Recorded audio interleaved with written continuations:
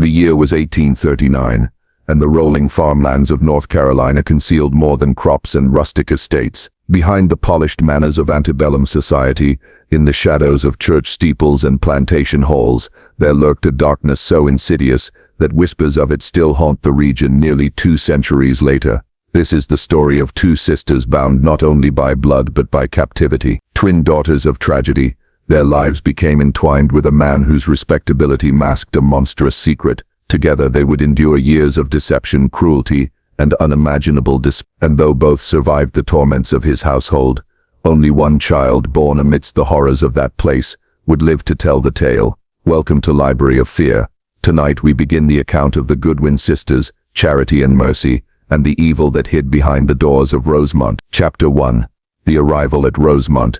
Charity and Mercy Goodwin were orphans of modest means, raised in the strict but kind household of an aunt in Virginia. Their youth had been marked by loss and hardship, yet the 2 young women carried themselves with dignity, their striking resemblance turning heads wherever they went. By their early 20s, the sisters sought stability, marriage, and perhaps a modest future away from the hardships of their upbringing.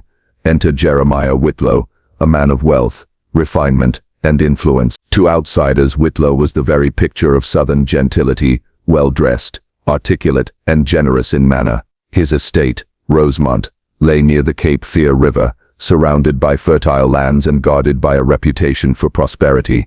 But appearances are rarely what they seem. Whitlow first courted Charity, promising her security, a home, and the comforts of a respectable marriage. Yet when Mercy accompanied her sister to Rosemont, Whitlow displayed an unsettling attentiveness to her as well. The arrangement that soon followed baffled even those closest to the household. Both sisters remained under Whitlow's roof, one legally his wife, the other ostensibly a companion and housekeeper. Gossip whispered through neighboring towns, but Whitlow's wealth shielded him from scrutiny. What polite society dismissed as eccentricity concealed something far more sinister. Chapter 2. A household of shadows. Within the high-ceilinged halls of Rosemont, the sisters' days unfolded under a veil of control. At first, Charity believed herself fortunate. Her husband showered her with luxuries, fine gowns, and the prestige of being mistress of an estate. But soon she and Mercy realized their lives were tightly bound by rules. They were seldom permitted beyond the estate's borders unaccompanied. Their letters to distant relatives went unanswered. Later they would discover Whitlow never allowed them to leave his hands. Visitors were rare, and those who did enter Rosemont saw only carefully staged civility. Behind closed doors, the sisters endured a more chilling reality. Whitlow's moods shifted unpredictably. At times he displayed a charm that bordered on intoxicating. At others he imposed punishments for the slightest imagined offenses. A glass left unpolished, a glance exchanged between the sisters, even whispered prayers could spark his wrath. Worst of all was his control over their futures. Charity, as his wife, was expected to bear him children. Mercy, though unmarried, was forced into the same role, her protests silenced by threats too vile to repeat. The sisters clung to one another for strength, yet even their bond became a weapon for Whitlow's cruelty. He reveled in setting them against each other, whispering lies to erode their trust. Chapter 3. The facade cracks. By the winter of 1839, rumors of Rosemont began to seep beyond the estate walls. Neighbors noticed how rarely the sisters appeared in town. Servants whispered of locked doors and strange noises emanating from the cellar. But Whitlow's standing in the community shielded him. Who would accuse a wealthy landowner, a man who donated to the church and entertained magistrates, of such wickedness? It was during this time that Charity fell pregnant. At first she welcomed the hope of motherhood, believing that a child might soften Whitlow's cruelty. But the pregnancy became yet another tool of torment. Whitlow dictated every detail of her confinement, what she ate, when she rested, and who was allowed near her. Mercy was forbidden from offering comfort, except when summoned to assist. The sisters began to suspect that their situation was not unique. Late one night, Charity overheard Whitlow conversing with Dr. Fletcher, a physician who often visited Rosemont. Their hushed tones spoke of records, of placements, and of other women whose names Charity did not recognize. A chill gripped her heart. What if the walls of Rosemont concealed more than just her suffering? Chapter 4. Whispers of the cellar. It was Mercy who first discovered the door. Hidden beneath the rug in a disused parlor lay a trapdoor leading to the estate's cellar. One evening, while Whitlow attended business in Wilmington, Mercy descended the narrow stair with a candle in hand. What she found froze her blood. The cellar stretched into chambers lined with trunks, clothing, and personal effects, items that belonged to women they had never seen, journals, lockets, baby clothes too small and delicate to have belonged to anyone in the household, and deeper still, shackles bolted to the walls. Mercy fled before her light could gut her out, but the images never left her. She confided only in Charity, who wept silently at the revelation. The truth was dawning upon them. Rosemont was no home, it was a prison, and they were not the first to occupy it. Chapter 5. The Breaking Point. As Charity's labor approached, the sisters resolved to escape, but how? The estate was heavily guarded by Whitlow's men, loyal retainers who owed their livelihoods to him. Worse still, Charity was weak, her body strained by months of fear and malnutrition. Then, unexpectedly, a chance arrived. Mrs. Donovan, the Irish housekeeper who had long worked at Rosemont, noticed the sisters' desperation. Unlike the other staff, Donovan bore no loyalty to Whitlow. She had seen too much, too many whispered lies, too many women who arrived at Rosemont only to vanish. Quietly, she promised the sisters that she would help, but help came with risk. To defy Whitlow meant certain death, not only for herself but for anyone he discovered aiding the sisters. Still, Mrs. Donovan began to smuggle scraps of information to a nephew of hers in Fayetteville, a man with connections to federal marshals. It was a dangerous game, one that required patience the sisters could scarcely afford. Chapter 6. Labor in Chains. The night of Charity's labor came with a storm that shook the shutters of Rosemont. Thunder rolled as if the heavens themselves protested the horrors inside. Charity was ushered into a candlelit chamber under the watchful eyes of Whitlow and Dr. Fletcher. Every contraction racked her frail body, yet she clung to Mercy's hand with a strength born of desperation. But what should have been a moment of new life soon twisted into terror. Fletcher whispered to Whitlow about terminating complications. Charity understood only fragments, but enough to know that her survival was not the goal. The child was. Mercy, overcome with rage, cried out against them. She was struck, restrained, and nearly dragged from the room before Sheriff Crawford and a cadre of lawmen burst through the door, guns drawn, badges gleaming. The storm outside paled before the storm now unleashed within. Cliffhanger for Part 1. Whitlow's face twisted from confidence to fury. "This is my household," he thundered. "You have no authority here." But Crawford stepped forward, voice like iron. "We've seen the cellar, Whitlow. We know everything." For the sisters it was both salvation and the beginning of revelations, more horrifying than they could imagine. Mercy froze as the word reached her ears. Survivors. There were other women long presumed dead, yet still alive somewhere in the web of Whitlow's wicked empire. And though the storm had broken Rosemont's gates, the darkness that stretched beyond was far from dispelled. The raid on Rosemont was chaos. Thunder rattled the windows as lawmen dragged Whitlow's men from the halls, iron cuffs snapping shut around wrists that had once wielded whips and rifles. For the first time in years, the sisters felt the grip of his household loose. But in the birthing chamber, the storm of terror had not yet passed. Charity labored on, her body racked with pain, her cries mingling with the sound of boots striking floorboards and doors splintering under force. Then came a voice, trembling yet resolute. "I'll testify," whispered Dr. Fletcher, his face pale beneath the lamplight. "I'll tell you everything. The network, the contacts, the places they keep the women. I can't carry this burden anymore." The words rippled through the room like the crack of thunder itself. Fletcher, long Whitlow's accomplice, had broken, and with his confession, the walls of Whitlow's empire began to crumble. Chapter 8. Controlled Chaos. As federal marshals swarmed Rosemont, the once pristine estate transformed into a crime scene of unprecedented scope.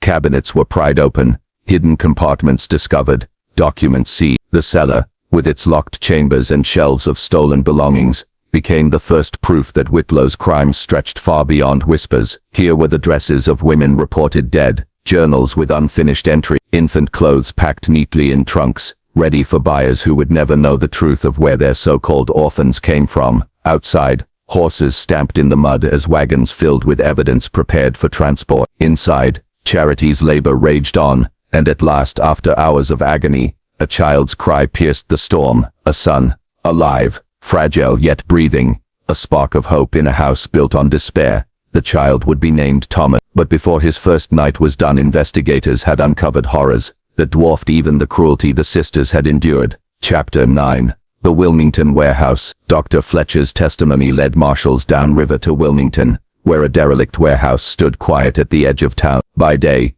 It seemed abandoned, its windows boarded, its doors locked, but by torchlight, with Fletcher's trembling directions, the truth emerged. The doors were forced open. Inside, lanterns revealed a sight so grotesque that seasoned lawmen staggered back in disbelief. 12 women, gaunt, bruised and hollow-eyed, crouched in cells fashioned from timber and chain. The air reeked of filth and despair. Cots were stained with blood and straw, buckets overflowed with waste, and yet, amidst the degradation, faint glimmers of life remained. Among the survivors was Mercy Goodwin, alive, barely. Months of captivity had left her frame wasted and her spirit shattered, yet when her name was spoken, her eyes flickered with recognition. She had been told her sister was dead, just as Charity had been told the same of Whitlow's cruelty had extended even to hope itself, severing it at the root, ensuring his captives believed themselves alone. Chapter 10 Reunion. 3 days later, in a Fayetteville hospital, the sisters were reunited. Charity, weak from childbirth,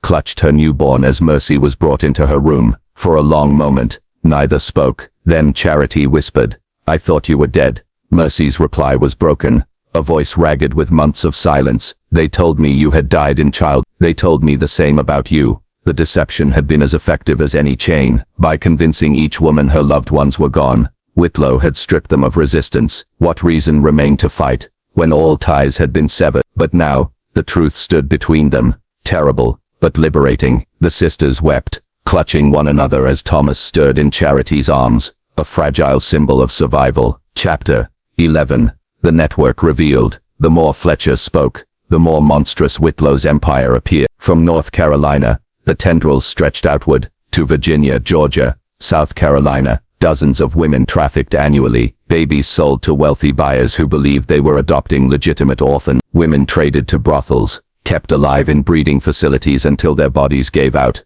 Whitlow had crafted the perfect mask, a wealthy landowner, a benefactor to the church, a man of refinement. Behind that mask, he manipulated records, falsified death certificates, and cultivated ties with officials willing to look the other way. He chose his victims with precision: orphans, widows, immigrants, women no one would come searching for. He presented himself as their savior. In truth, he was their captor. Chapter 12. The trial of the century. News of Rosemont spread like wildfire. By the time Whitlow stood trial in Raleigh, the case had become one of the most sensational in North Carolina's history. Courtrooms overflowed with spectators. Newspapers across the country carried lurid details of the House of Horrors uncovered in Cape Fear. Survivors testified in trembling voices, recounting the lies, the beatings, the endless cycle of captivity and despair. Charity and Mercy, though fragile, stood among them. Their testimonies struck the gallery silent, their very survival a rebuke to Whitlow's lies.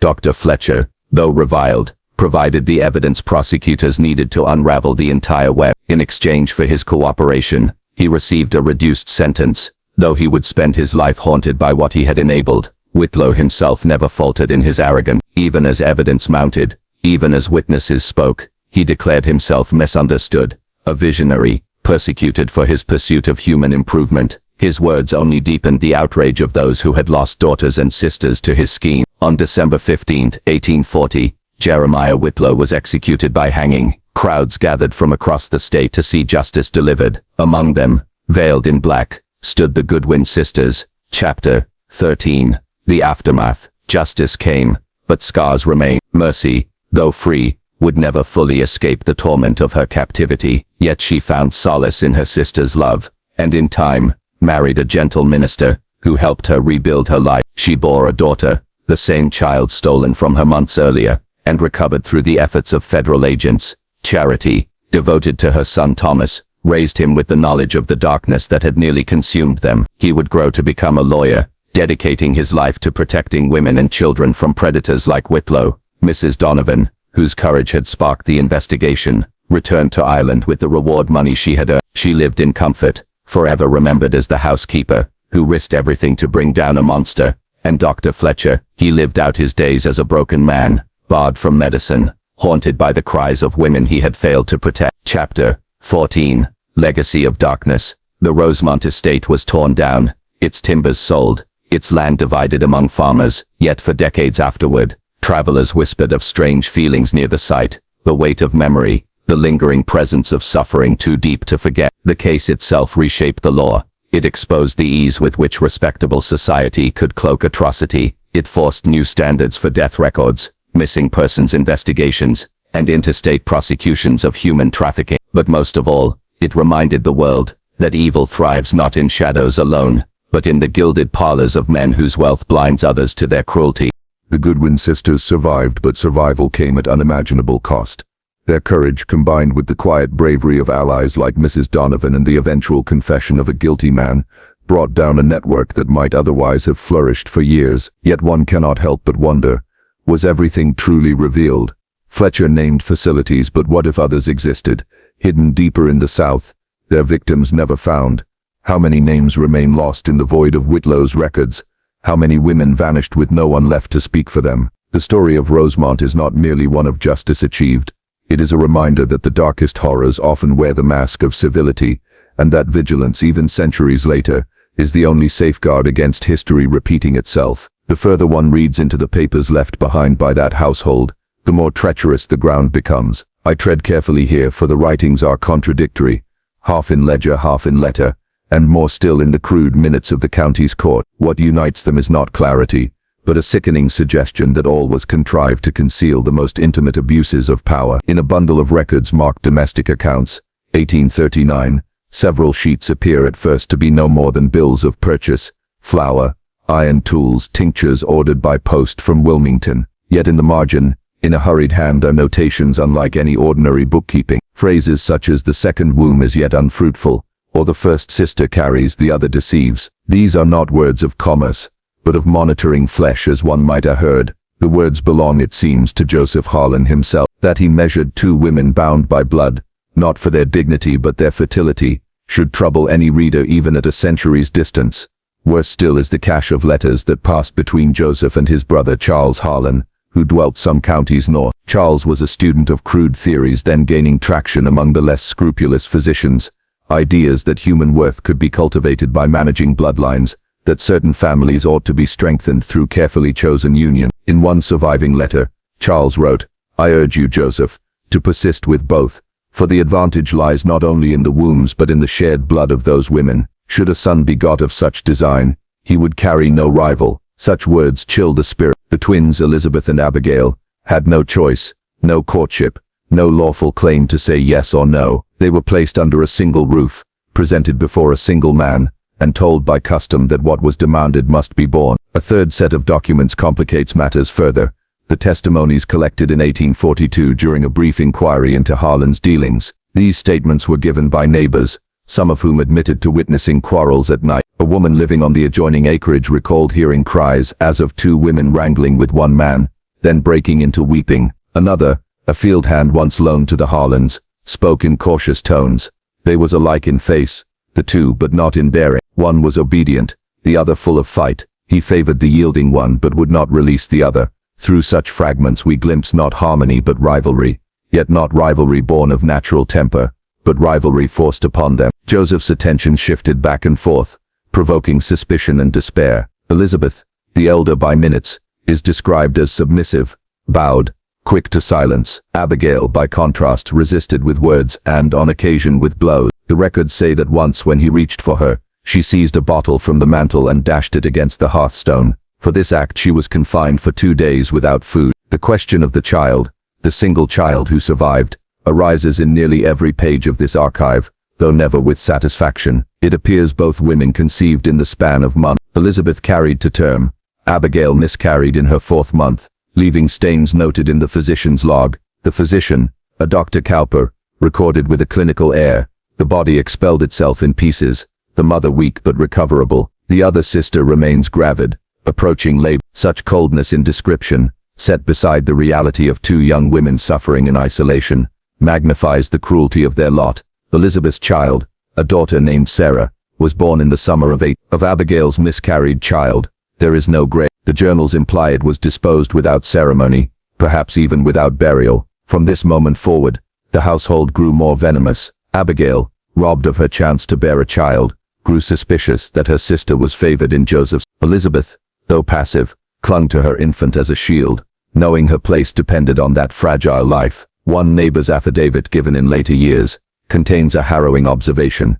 I seen the three of them walk to church once. The sisters would not look at each other. The husband held the babe, and he smiled, but the women kept their eyes low as if they bore chains. In this way the household became not a home, but a stage set for Joseph's delusion of mastery. He believed himself guardian of a rare experiment. Two identical women, one man, one surviving child. To the neighbors it appeared strange, even scandalous, but rural gossip seldom found traction beyond the valley. Only when the county physician died suddenly in 1841 did scrutiny sharpen. For Dr. Halper's replacement, a young man named Ezra Rankin, was less tolerant of secrecy. He noted irregularities in the parish register, births not entered properly, a miscarriage unrecorded, rumors of confinement. He began to collect affidavits. From this point forward the narrative darkens into something near unbearable. Rankin's papers, unearthed in the county archives, a century later, describe his visit to the Harlan home. He found Elizabeth gaunt, with bruises upon her arms, as though grasped with force. Abigail refused to come downstairs, and from her chamber, he heard the rasp of an unquiet breath. Joseph, in response to Rankin's questions, claimed the women were inclined to hysteria, and that the bruises were self-inflicted. Rankin, though young, suspected otherwise. His notes read, "This is not sickness of the nerves, but of the soul, inflicted by design." The townspeople were slow to interfere. Few wished to cross Joseph Harlan, who still held debts and favors among them, but whispers grew. Some swore that Abigail began to wander by night, calling for a child that never lived. Others claimed Elizabeth locked herself in her chamber with the infant, singing until her voice cracked. The ledgers, the letters, the testimonies, all converge upon one truth, that the experiment, if such it may be called, had already consumed every soul within that roof. What began as a monstrous indulgence of one man, had become a triangle of suspicion, despair, and fractured identity. For the women, twinship itself turned from blessing to torment. To resemble one another so closely, while divided by loss of child and favor of man, was to live in a hall of mirrors, where no self could be trusted. At the close of 1842, Rankin submitted his report to the county magistrate. The file bears only the cryptic remark, "Evidence of cruelty, but no proof of felony." In that failure of law, the cycle persisted. The sisters remained bound, the child remained in the father's grasp, and the shadows lengthened upon that house, on the edge of the Carolina wood. It is from this vantage that we must proceed into part 4, where the tensions that smoldered here ignite into open conflict. But for now, remember, in those papers there is not love, nor family, nor peace, only the grim arithmetic of womb and blood, tallied by a man who thought himself master of both. If the earlier fragments read like shadows on the wall, what emerges in this stage of the account is fire itself, visible, consuming, undeniable. From 1843 onward, the Harlan household could no longer sustain the pretenses it had maintained for years. What began as whispers and suspicions ripened into disclosures, some formal, others furtive. It is in this moment of exposure that the story achieves its most harrowing clarity. The first decisive evidence comes from a packet of letters, preserved not by the family, but by Reverend Amos Tuttle of the local parish. The Reverend had received these letters under seal, with a plea that he keep them should harm befall their writer. They were penned in Abigail's hand. Their tone is fevered, at times bordering on incoherent, but in their cumulative weight they describe a pattern of violation that shocks even across centuries. In one, dated September of 1843, she writes, "I am made a vessel against my will. I am treated not as woman, but as field, plowed and reseeded, though barren. I see my sister with her infant, and I know his favor lies there, yet he returns to me in violence, not for love, but for conquest.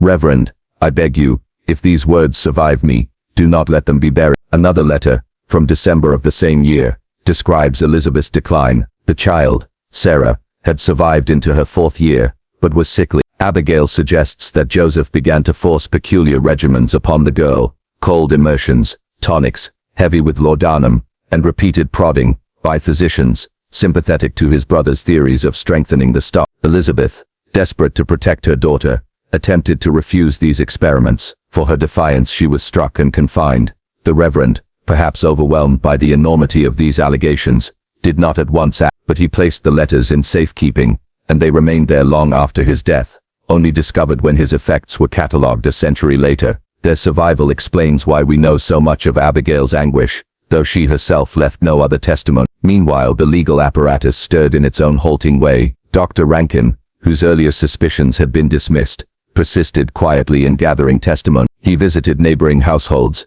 inquiring about cries heard at night, about visits to the apothecary, about the child's appearance at church. A few witnesses spoke plainly. One man, a carpenter, told Rankin he had been summoned to repair a door that had been broken in. Inside he saw Elizabeth crouched with her child in the corner, while Joseph stood over her, whip in hand. Rankin recorded the carpenter's statement, though the man later withdrew it under pressure. It was in 1844 that matters turned violent enough to breach even the county's reluctance. A servant girl, employed by the Harlans, fled the property one night in June and sought refuge with a neighboring family. She claimed she had seen Joseph attempt to submerge his daughter in a trough to harden her lungs. Elizabeth, in terror, had fought him off. The girl reported that Joseph swore he would cure the child's weakness or end it. This testimony, though delivered by a servant, carried weight, for it echoed too closely the whispers already abroad. Within weeks a petition was raised to the magistrate, demanding inquiry into the welfare of both the sisters and the child.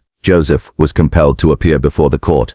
The transcript of his deposition survives, brittle but legible. He defended himself not as a husband or father, but as a custodian of a rare design. He spoke of twin essence, of purity made double, of refining the future through careful trial. To the magistrate, these phrases must have sounded unhinged, yet the law of that time was ill-prepared to address what lay between cruelty and heresy. He was warned, fined modestly, for disorderly conduct, and released. The aftermath of that hearing proved catastrophic within the household. Neighbors recalled that Elizabeth ceased to appear in public. Abigail, once fierce, became gaunt and withdrawn. The child, Sarah, was seen less and less, her health visibly declining. One account, given decades later by a woman who as a girl had played near the Harlan property, described seeing the child at a distance.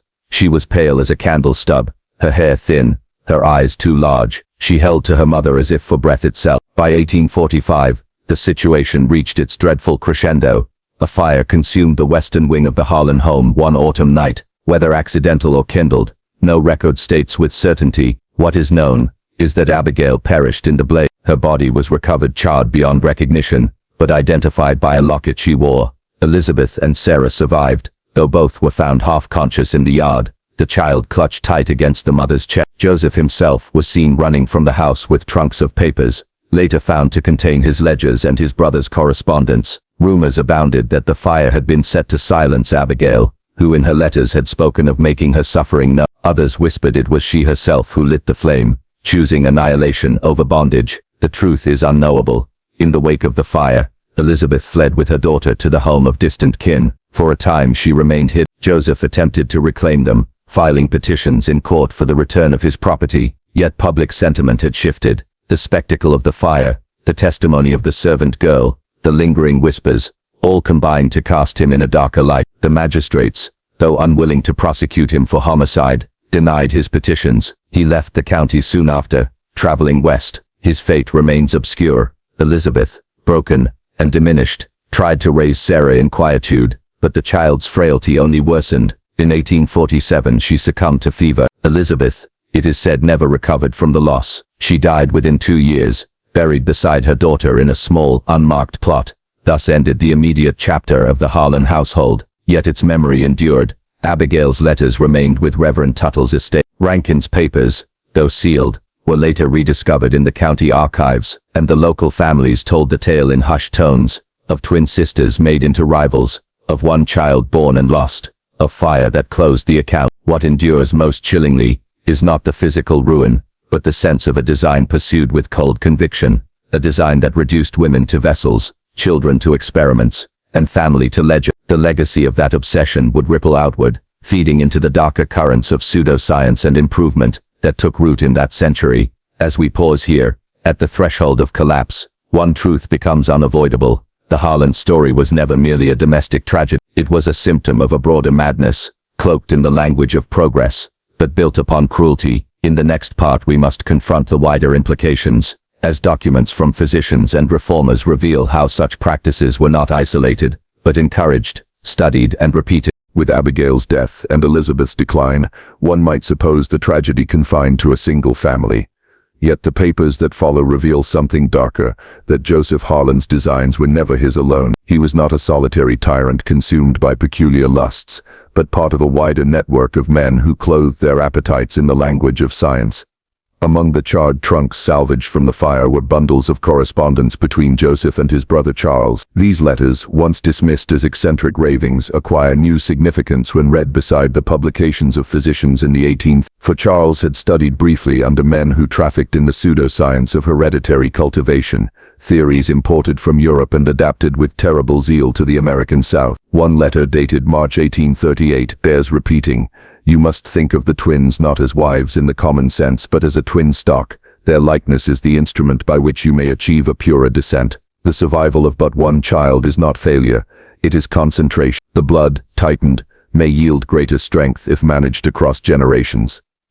There is something monstrous in the calmness of this prose. To speak of sisters, of daughters as stock, to treat wombs as fields for planting, was not the invention of one deranged household. It was an echo of doctrines gaining currency among physicians, pamphleteers, and planters who sought to reconcile cruelty with reason.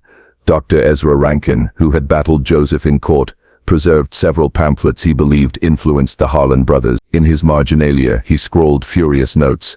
"This is no science but perversion, and to license cruelty with Latin words is worse than the cruelty itself." Yet for every Rankin, there were others willing to indulge. In 1845, just months after the fire, a medical quarterly printed in Charleston published an anonymous case study of twin matrons conjoined in matrimony to a single husband. The description, though veiled, aligns too closely with the Harlan household to be coincident. It speaks of one twin bearing a viable child, the other miscarrying, and the husband's perseverance in repeating his trials. To see the sisters reduced to clinical notation, twin A, twin B, issue 1, is to encounter horror under the guise of scholarship. Elizabeth's surviving kin, when these publications later came to light, understood at last that their tragedy had been not merely witnessed, but dissected for the satisfaction of strangers. It was not only that Joseph had sought to rule two sisters, but that learned men had watched with interest, taking notes, debating outcomes as if the family's misery were a laboratory. The spread of these doctrines can be traced further still. In 1846, the American Journal of Medical Science carried an article by Dr. Alphonse Ledeck, who argued for managing hereditary lines among the enslaved for greater yield. Though the words never named the Harlans, his tables of stillbirths and survivals, his calculations of womb resilience, carry the same cold cadence. The experiment upon two women in North Carolina was but one local instance of a broader systematic thought. Rankin, to his credit, tried to counter these currents. In a lecture delivered to the Wilmington Medical Society in 1847, he spoke directly, "I have seen with my own eyes the wreckage of a household consumed by such delusions. What is paraded as science is but a mask for lust and domination. We must resist the seduction of numbers, when those numbers stand upon broken hearts." His words drew polite applause but little action. The appetite for control, once dressed in the garments of scholarship, proved difficult to resist. The wider community, meanwhile, felt the aftershock. Families whispered of the Harlans as a curse. Children passing the blackened ruins of their house dared one another to enter. A generation grew up knowing the story of the twins who shared a husband, of the child who withered, of the fire that ended one and freed another. Yet even in their fear, they repeated fragments of the old pseudoscience, muttering that perhaps the Harlans' misfortune came from mixing the blood too close. Thus the very language of the oppressor survived, slipping into the mouths of the superstitious. Documents from county officials suggest another layer of complicity. After Joseph fled west, several petitions surfaced requesting inquiry into his ledgers. These petitions stalled. The magistrates claimed insufficient cause, but tucked among the county records is a memorandum unsigned, which reads, "Best to let the matter rest. Too many households have dabbled in like designs." This single sentence reveals how far the rot had spread. What befell the Harlans was not anomaly but symptom. Elizabeth's brief refuge with her kin illuminates the cost borne by survivors. Her letters, though few, speak of exhaustion. One, written in the spring of 1848, a year before her death, reads, "I cannot sleep. When I close my eyes I see her face in the fire. I hear her cry. My daughter slips further each day, and I know the fault is mine, for I allowed him near us. If there is mercy, it lies not in this world." Her words, heavy with self-blame, mirror countless other voices from households where power was twisted into cruelty. She lived only to see her child buried, then followed swiftly, her body weakened by grief. By 1850 the Harlan line in North Carolina was extinguished. Joseph, wandering west, is rumored to have died in Tennessee, though no grave bears his name. Charles continued to correspond with medical men until his death, always defending the promise of twin design. His papers circulated quietly among students of heredity long after his passing. Thus, Part 5 reveals the scope of the tragedy, not merely the downfall of a family, but the exposure of a whole discourse that permitted such downfall. When we examine these documents today, we confront not isolated cruelty but an entire intellectual climate that dressed violence as discovery, dressed domination as science. It is in this context that we must continue into the sixth part of our narrative, where the ripple effects appear more sharply in reforms attempted, in debates recorded, in movements that struggled to restrain the abuses of power that men like Harlan claimed as their right. The story of the Harlan twins did not end with the smoldering ruins of their house or the scattered graves of mother and child. Like a wound left unbound,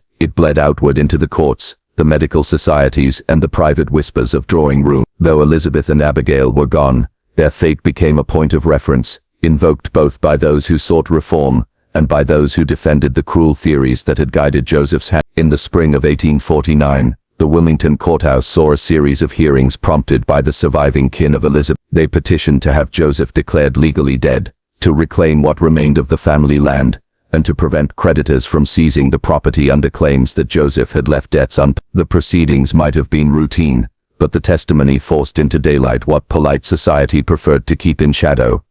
One cousin, Margaret Bell, stood trembling before the bench and spoke plainly. The man was a torment. He told my cousins that their wombs were not their own, that he alone would say when they bore and when they starved. He kept notes upon their cycles as if they were brood animals. If there is law in this state, let it say he is no man of reason, but of sin, and let his name be struck from. Her words stirred both sympathy and discomfort.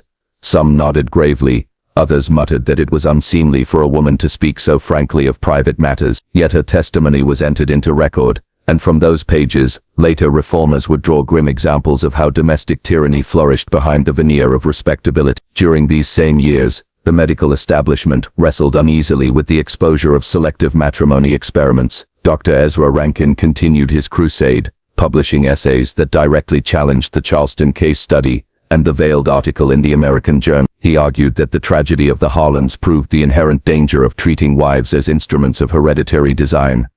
In one 1850 address he thundered, "Let us remember that behind every chart is a face, behind every percentage a grave. To use the suffering of women for calculation is to strip medicine of its humanity and replace it with barbarism, dressed in Latin." Yet opposition persisted. Some physicians countered that the Harlans' downfall proved not the cruelty of the method, but the incompetence of its execution. They whispered that Joseph lacked the discipline to carry out his design properly, that had he been trained more rigorously, the outcome might have been different. Thus the sisters' agony was twisted into cautionary evidence in favor of even stricter control of women's bodies. The struggle between these camps reveals the moral crossroads of the age. One path insisted on dignity, restraint, and the sanctity of family bonds. The other clothed exploitation in charts and percentages, imagining a future perfected by bloodlines no matter the cost. Meanwhile, among the laity, rumor thrived. In New Hanover County, tales of the twins grew into folklore. Children repeated that if two sisters shared a husband, one must burn and the other fade. Neighbors swore they saw Elizabeth wandering near the ruins, her gown scorched, her arms empty, calling the name of her lost daughter. Though dismissed by officials as superstition, such tales speak to the need of a community to explain the inexplicable. The kin of Elizabeth attempted to salvage her memory. They raised a simple stone in the churchyard at Masonboro, inscribed only, "Elizabeth, beloved sister, mother, lost too soon." Abigail's name was not added, for her body had been consumed in the fire, and the family, still reeling, hesitated to commemorate both at once. This omission haunted later generations, for in silence Abigail's memory slipped into shadow, while Elizabeth's endured in stone. One striking artifact survives from this period, a broadside distributed anonymously in 1851, bearing the title "Against the Science of Bondage." The sheet condemns the wicked experiment upon two sisters of our county, and accuses certain physicians of profiting from the publication of their misery. Though unsigned, handwriting comparison suggests Margaret Bell herself may have been the author. That such a document circulated at all is remarkable, for it risked ridicule and reprisal. It reveals how women, silenced in courtrooms, sought other means to make their testimony endure. Government officials, too, were forced into response. In 1852, the state legislature debated a bill concerning the registration of marriages and the investigation of irregular domestic unions. Though framed in cautious terms, the debate was fueled by the memory of the Harlan affair. One legislator argued, We must ensure that no man may claim dominion over two sisters at once, for such confusions yield only sorrow. The measure, passed in diluted form, requiring more stringent clerical oversight of marriage records, but avoiding any explicit condemnation of pseudo-scientific breeding schemes. Yet even this mild action reveals how the shadow of one ruined household extended into law. The Harlan case became a silent reference whenever officials spoke of guarding the dignity of matrimony. On the darker side, however, documents suggest that the notoriety also emboldened imitators. In the archives of Virginia and South Carolina appear scattered references to households of doubled wives, where planters experimented with pairing sisters or cousins in hopes of fixing blood. None reached the level of infamy of the Harlans, but their existence proves how ideas, once loosed, find new soil. As for Joseph himself, rumors abounded. Some claimed he died penniless in Tennessee, others that he changed his name and continued his pursuits in secret. No grave has been verified. This ambiguity lent fuel to local dread, that he might yet return, that his designs might not be buried with the ashes of his house. Children walking past the ruins in later decades whispered that he wandered at night, seeking new twins to claim. In scholarly circles, debate raged on. Rankin's writings gained posthumous recognition among reformers of the late 19th century, who cited him as an early voice against pseudo-scientific cruelty. Yet in his own day, his words fell largely on deaf ears. He died in 1855, still warning, still writing, still haunted by what he had witnessed in the Harlan house. Thus Part 6 shows the aftermath spreading outward like rings in water, the courtroom testimony that etched abuse into record, the medical debates that sought either to condemn or refine cruelty, the whispers of neighbors that grew into folklore, the timid steps of legislators who tried but failed to strike decisively against the ideas that had destroyed two sisters. We move now into Part 7, where the story deepens further into the laboratories, into the ledgers of physicians who took inspiration rather than warning from the Harlans, and into the grim arithmetic of those who sought to make profit and prestige from human suffering. If the courtrooms of Wilmington and the sermons of coastal pulpits mourned the Harlan tragedy, the medical societies of the South and North dissected it with cold fascination. To them, the suffering of Elizabeth and Abigail was less a matter of grief than a case study, a specimen preserved in ink. In 1853, the Transactions of the Medical Society of Charleston published a memorandum entitled On the Peculiarities of Sibling Matrimony in Relation to Offspring. Though names were omitted, every attentive reader knew the subject was the Harlans. The anonymous author praised Joseph's bold experiment, calling it a rare and invaluable demonstration of hereditary law in its purest form. The memorandum argued that while the outcome, one child dead, two mothers broken, was unfortunate, it provided unparalleled clarity about the effects of controlled lineage. Such language reveals the cruelty of the age, flesh and blood torment reframed as data, tragedy distilled into a chart. Across the Mason-Dixon line, Northern journals took a different tone. The Boston Medical Review denounced the Charleston Memorandum, accusing Southern physicians of cloaking barbarity in scholarship. An editorial thundered, "Shall we continue to make laboratories of households and crucibles of womb?" The Harlan case is no triumph of science, but a dirge of humanity. It is proof that once man presumes to govern the mystery of life, he makes himself tyrant over love and death alike. This trans-regional debate echoed through the 1850s, foreshadowing the larger moral conflicts that would soon fracture the nation. Yet the Harlan case was not remembered by the public as medicine, but as cautionary folklore. Travelers through New Hanover County told of the blackened foundation where the twins' home had stood. Some claimed the ground would not take seed, that grass withered there as if scorched by more than fire. Children dared one another to step upon the ruins at dusk, whispering that Elizabeth's cry could still be heard when the wind turned inland. Meanwhile, in the locked drawers of private physicians, the case notes circulated hand to hand. We know this because in 1871, decades after the fire, an estate auction in Charleston revealed a bundle of correspondence between Joseph and Dr. Alden, tied with black ribbon. These letters, now lost, were described in the catalogue as matrimonial charts and hereditary record. The bundle was purchased by an unnamed bidder and never resurfaced. Some scholars suspect it passed into the collections of physicians, who later advanced the early eugenics movement. If so, then the misery of two sisters and their child became a stepping stone toward darker chapters of American science. For though the word eugenics would not be coined until decades later, its seed was already sprouting in these quiet calculations, in these private experiments, in these whispered justifications of cruelty as progress. The kin of Elizabeth attempted with limited success to drown these currents with testimony. Margaret Bell continued her efforts, writing letters to northern periodicals, pleading that her cousin's suffering not be twisted into fuel for further mischief. But her words rarely reached print. Editors deemed them too emotional or too coarse in subject for respectable readers. Thus, the official record of medicine continued to privilege detached analysis over lived agony.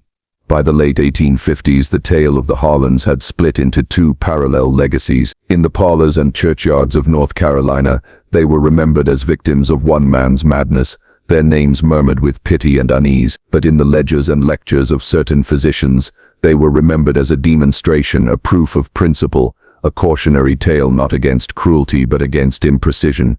It is this dual remembrance, the human and the clinical, that renders the case so chilling. A life destroyed can be mourned, but when the same life is turned into arithmetic, the wound is doubled, first upon the body, then upon the memory. By 1860, on the eve of the nation's great rupture, the story had nearly vanished from newspapers, but in the halls of medicine its ghost lingered, invoked when scholars spoke of hereditary transmission, whispered when men considered using wives and daughters as subjects of natural trials. Thus, Part 7 reveals how the Harlan tragedy became two things at once: a fireside ghost story told by neighbors who feared the ruin of love, and a case file passed between physicians who saw in suffering a scaffold for their theories. And as history would soon prove, the latter legacy proved the more enduring and the more dangerous. The war that tore the Union apart also rearranged the shadows that clung to the Harlan name. By 1863, with Wilmington blockaded and plantations stripped, little remained of Joseph Harlan's fortune. His house had been reduced to cinders a decade earlier, but his legacy still clung like smoke in the rafters of memory. Soldiers passing through New Hanover County heard the tale from locals, and in their retellings the story twisted into campfire dread. Union soldiers, bivouacked in pine thickets, told each other of the sisters who married one man and birthed a single cursed child. Confederate men, hardened by loss, muttered that the fire on the Harlan land was an omen, that the soil itself had rejected Joseph's cruelty. The story took on a spectral frame, invoked not only as history but as warning. Meanwhile, within the fractured world of medicine, the case was not so easily set aside. The Southern journals had gone silent under blockade, but Northern physicians, many of whom served as surgeons in the field, kept the case alive. In makeshift hospitals at Fredericksburg and Petersburg, where amputations and fevers raged, surgeons spoke of the Harlans in hushed tones. To some, the case remained a curiosity. To others, a dark emblem of how families could be broken as easily as bodies. In 1865, with surrender declared and Reconstruction begun, Wilmington witnessed another fire, not accidental, not battle-born, this one deliberate. Federal officers seized upon a cache of documents hidden in the cellar of an abandoned law office, papers attributed to Dr. Alden and Joseph Harlan. These were not the sympathetic petitions of Margaret Bell, nor the testimonies of suffering wives. They were cold, exacting diagrams, lineages drawn with geometric precision, notched with symbols denoting viable and defective. At the margins, Joseph's handwriting appeared, praising symmetry of the womb as though women were no more than vessels for his reckonings. When the officers discovered the cache, a decision was made. The documents were carried into the open street, doused with kerosene, and set alight. Townsfolk gathered to watch the flames devour page after page, charts curling into smoke, ink dissolving into ash. Some cheered, believing the horror finally purged, yet others whispered uneasily that paper may burn, but memory cannot. Elizabeth herself did not live to see the fire. Records suggest she succumbed to fever in 1862, alone in a boarding house in Wilmington. Abigail's fate is more obscure. Rumors say she drifted westward with a traveling preacher, vanishing into Tennessee. No record of her death has yet surfaced, as though she slipped out of the very grasp of history. But the child, James, remained. By Reconstruction, he was a young man of 24, no longer the pale infant whispered about in scandal, but a survivor marked by both pity and dread. Census rolls list him as a laborer in New Hanover, though his name appears in multiple spellings, as if the scribes themselves were uncertain of his place. Neighbors called him the ghost son, and mothers told their children to keep distance, warning that his blood bore a curse. The true climax of the Harlan saga rests here, in this strange contradiction. The sisters gone to ash and rumor, the husband long dead, but the line continued, walking the same soil, breathing the same air. James was living proof of all that had been attempted, endured, and concealed. His existence was a question mark, a body that testified silently against every physician who had reduced his parents' agony to mathematics. Yet in a cruel twist, James himself became an object of inquiry. A physician from Raleigh, writing in 1868, noted a young man of Wilmington stock, born of peculiar twin arrangement, remarking on his robust frame yet melancholy disposition. Even in adulthood, James was not spared the gaze that had turned his conception into experiment. And so, by the war's end, the Harlan tragedy reached its most haunting point, not merely a past atrocity, but a living legacy, a young man bearing the name, walking the roads of Reconstruction, North Carolina, while both superstition and science reached for him, trying to claim his meaning. But James Harlan did not answer their claims. Records suggest he withdrew into silence, seldom speaking of his parents, avoiding church gatherings, drifting between employment. Neighbors recalled that his eyes seemed to study something just beyond their shoulders, as though he still heard the voices of the sisters who had carried him into the world at such terrible cost. Thus Part 8 reveals the climax not in spectacle, but in persistence.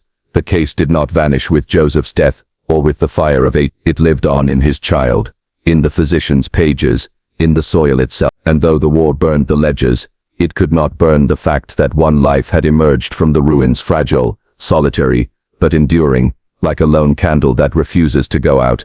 The decades after the war did not silence the Harlan name. If anything, the Reconstruction years magnified its shadow, for memory clung harder in ruined places than in prosperous ones. The burned foundation of the Harlan estate became a marker, an unintentional shrine. Strangers would pause along the Wilmington Road and ask, "Is this the place where the twins lived?" Locals, depending on their mood, would answer with pity or with menace. Some said the sisters' souls circled the field, searching for the child they had lost. Others swore the earth itself trembled when James Harlan passed by, as though it remembered the cruelty sown there. But while folklore grew along fence lines and porches, another current flowed more quietly in libraries and lecture halls. The lost letters and charts thought destroyed in the blaze of 1865, survived in fragments photocopied into notebooks, rephrased in medical bulletins, whispered among physicians who were unwilling to let them die. By the 1870s, as new theories of heredity took root, scholars in both America and Europe began citing the Wilmington case, without naming the family. Their euphemism disguised the source, but those who knew the region recognized the illusion. What had once been one man's delusion, that by marrying sisters and binding their wombs, he might refine a bloodline, was repackaged as evidence. No mention was made of Elizabeth's grief, Abigail's silence, or the fire that ended their household. Instead, the case was abstracted, twin lines converging, offspring reduced to symbols, the human soul erased by geometry. Meanwhile, James Harlan aged in uneasy obscurity. The census of 1870 lists him as a field laborer, the census of 1880 as a sawmill hand. Each record bears a different spelling of his surname: Harlan, Harlan, Harlan, Harlan, as if officialdom itself could not decide what to call him. Neighbors remembered him as a tall man, broad-shouldered but stooped, speaking little. One blacksmith recalled, he carried his mother's sorrow in his posture, like a weight across his back. Another neighbor swore James never married, and when pressed on why, whispered, he feared what his blood might bring. Here lies the revelation that chills more deeply than any fire.